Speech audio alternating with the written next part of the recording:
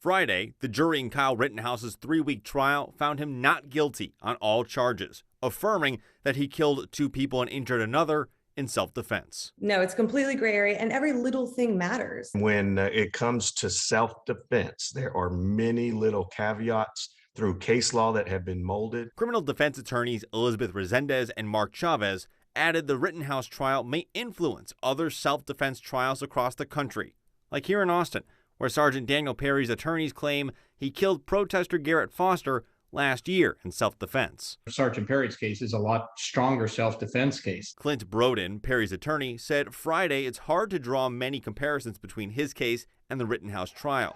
Last July, Foster marched during protests, armed with an assault-style rifle.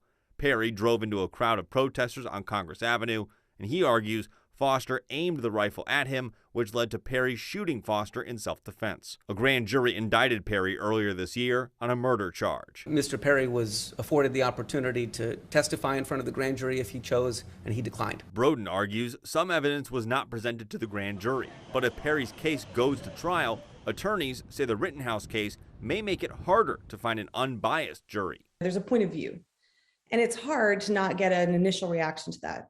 But I've also found that a lot of people can put that aside when they hear the actual facts of your case. There just may be that they call 100 potential jury members, and more than the usual amount will cause themselves off because they say, I cannot set that aside.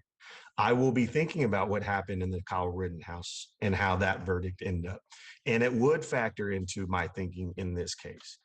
Well, that automatically tells you, okay, we appreciate your service. We can't use you. So yes, it would be harder just for the sole publicity of that case. But does it mean we can't find a jury? Absolutely not.